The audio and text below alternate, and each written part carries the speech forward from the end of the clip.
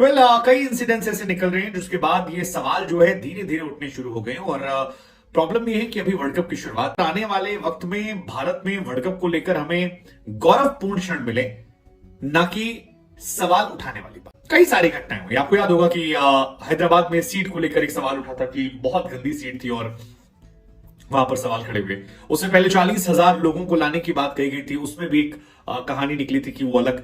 सामने क्रम world cup 2023 में दुनिया के सबसे अमीर तरीन बोर्ड यानी बीसीसीआई की तरफ से ऐसे शाहकार निकलकर सामने आ रहे हैं कि दुनिया भर में इस वक्त भारतीय क्रिकेट बोर्ड और उसके प्रेसिडेंट जेशा को खुलकर तनकीद का निशाना बनाया जा रहा है। बात शुरू हुई थी वर्ल्ड कप फिक्सचर से, जो कि भारत ने पहले सबसे लेट दिया, फिर उसके बाद 3 से 4 बार उस फिक्सचर्स में तब्दीली की गई। हत्ता कि इन्हें इतना मालूम नहीं था कि इनके त्योहार किस दिन है और किस दिन इन्होंने मैच रखना है। पाकिस्तान के मैचेस को कई बार तब्दील किया गया क्योंकि वहां की जो लोकल रियासत है उन्होंने सिक्योरिटी देने से इनकार कर दिया था कि यहां पर मजहबी त्योहार होने हैं, लाखों की तादाद में लोगों ने आना है, रैलीज निकालनी है, तो हम उन्हें सिक्योरिटी देंगे या फिर टीम को। फिर उसके बाद खुदा करके टूर्नामेंट शुरू होता है तो फिर मिसमैनेजमेंट, कभी खाली स्टेडियम, शायकीन क्रिकेट का मुंह चढ़ा रहे होते हैं जो कि टीवी पर बैठकर मुकाबला देखते हैं, कभी ऐसी रोड जैसी पिचेस बनाना कि एक मैच में 750 स्कोर बन जाता है। फिर उसके बाद ग्राउंड्स की बुरी हालत के प्लेयर डाइव करते हैं तो पूरे का पूरा घास उखड़कर उनके मुंह पर गिरता है, उनके घुटनों पर चोटें लगती हैं और फिर प्लेयर्स की तरफ से एहतजाज भी किया जाता है। और अब गुज़श्ता रोज ऑस्ट्रेलिया और भारत के मैच के बाद फ्लड लाइट का बंद हो जाना, ये वही फ्लड लाइट है जिस पर विक्रांत गुप्ता समेत बड़े बड़े सहाफियों ने पाकिस्तान पर तनकीद की थी कि ये कहीं भारतीय क्रिकेट बोर्ड की साजिश तो नहीं कि पाकिस्तान में मैच के दौरान फ्लड लाइट ऑफ हो चुकी है। लेकिन अब एक और शाहकार निकल कर आया है जिसमें न्यूजीलैंड के मैच से पहले जो ऑफिशियल प्रेस कॉन्फ्रेंस होती है उसमें न्यूजीलैंड के खिलाड़ी प्रेस कॉन्फ्रेंस कर रहे आते हैं कि अचानक वहां पर लाइट चली जाती है और फिर 30 मिनट तकरीबन लाइट बंद हुई रही और मोबाइल की टॉर्च लगाकर अपने चेहरे पर फिलिप्स को बाकायदा प्रेस कॉन्फ्रेंस करनी पड़ी। इस सारे मामले पर पाकिस्तानियों ने भी अब महाज संभाल लिया है और बाकायदा तौर पर भारतीय क्रिकेट बोर्ड को ट्रोल कर रहे हैं, क्योंकि जब पाकिस्तान में इस तरह हुआ था कि मैच के दौरान फ्लड लाइट बंद हो गई थी तो उस पर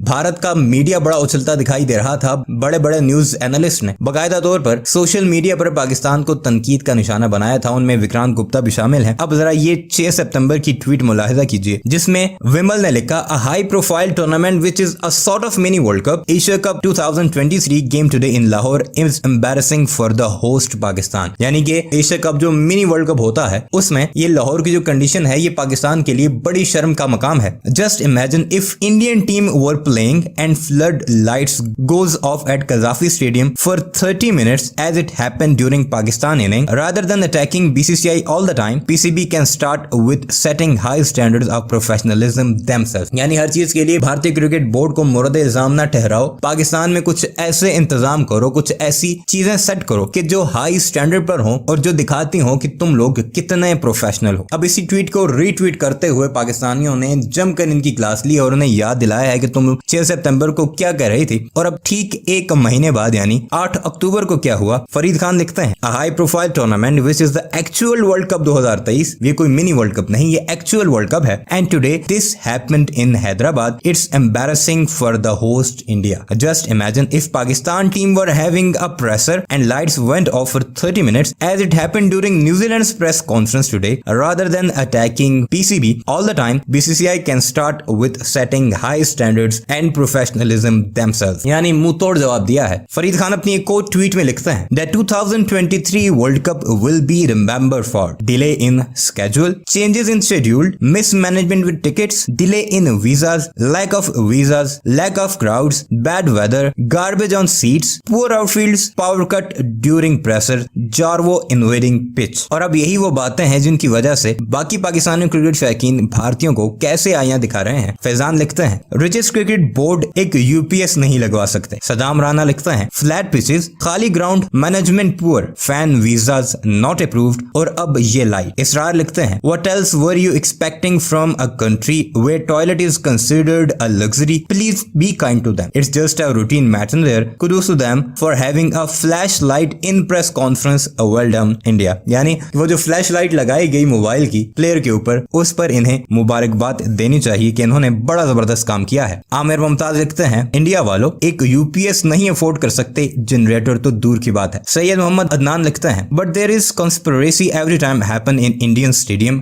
dirty seats, empty stadium, no graphic, lights issue, finished India lol. कमर जहूर लिखते हैं maybe there are some issues, let them enjoy the candlelight press conference, romantic one. यानी इन्होंने इस प्रेस कॉन्फ्रेंस को कैंडल लाइट डिनर के साथ कंपेयर किया है कि इसे रोमांटिक बनाने के लिए ये सब कुछ किया जा रहा है। समीउल्लाह हबीब लिखते हैं they are not capable of organizing such a big tournament really. Naseem Durrani लिखते हैं poor management by BCCI with poor managed ground and low crowd disappointed. अब चंद भारतीय कमेंट सेक्शन में आ जाएंगे, ये तो पॉसिबिलिटी है और पाकिस्तान को ताने मारते मिलेंगे कि आटा ले लो ये वगैरह वगैरह। हालांकि ये जो जितनी भी कन्वर्सेशन हुई है ये आपको बताने का मकसद सिर्फ इतना कि जहां पर वाकई मिस मैनेजमेंट हुई है भारतीय क्रिकेट बोर्ड से, ग्राउंड को ठीक होना चाहिए था, जो गंदगी है उसे साफ होना चाहिए था। लाइट का इशू टेक्निकल है, टेक्निकल इश्यूज कभी भी किसी भी मैच में हो सकते हैं, बड़े बड़े मैचेस में हुए हैं, इससे पहले भी वर्ल्ड कप में कई बार भारत के अंदर ही ये कुछ हो चुका है। लेकिन जब पाकिस्तान में एक छोटा सा वाकया हुआ कि फ्लड लाइट का इश्यू हुआ तो बड़े बड़े एनालिस्ट किस मुंह से पाकिस्तान पर तनकीद कर रहे थे और कैसे पाकिस्तानियों को ट्रोल करने के लिए पूरी भारतीय सोशल मीडिया ब्रिगेड जो कि भारतीय क्रिकेट बोर्ड के चमचे करचे हैं वो सारे आ चुके थे और पाकिस्तान को ट्रोल करने की कोशिश कर रहे थे। और आज उन्हें इस टूर्नामेंट के शुरू में ही वो सारे जवाब सूद समेत वापस मिल चुके हैं। अभी तो कहानी बहुत लंबी है, 45 मैचेस होने हैं, अभी तो 6वां मैच जारी है। आगे देखते हैं कि भारतीय क्रिकेट बोर्ड नए नए क्या कारनामे करता है। इस पर भारतीय मीडिया भी भड़का हुआ है। आइए आपको एक शॉर्ट क्लिप दिखाते हैं उसका, मगर अपनी राय का इजहार कमेंट सेक्शन में जरूर कीजिएगा।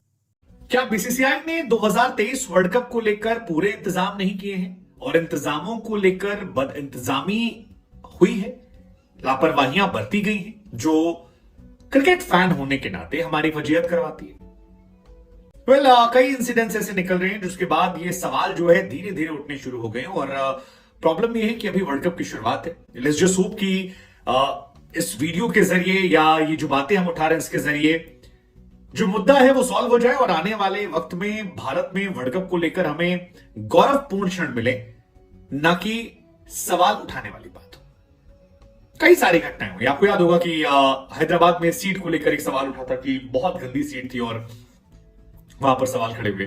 उससे पहले 40,000 लोगों को लाने की बात कही गई थी, उसमें भी एक कहानी निकली थी कि वो अलग बात बताकर लाई गई थी। लेकिन वो सारी बातें हम साइड में रखते हैं। फिलहाल जो लेटेस्ट खबर आई है वो ये कि धर्मशाला में मैच चल रहा था और आउटफील्ड में अफगानिस्तान और बांग्लादेश के मैच के बीच में एक ऐसा सीन आया जिसको देखने के बाद अफगानिस्तान के कोच जो है जोनाथन ट्रॉट, उन्होंने भी सवाल खड़ा कर दिया।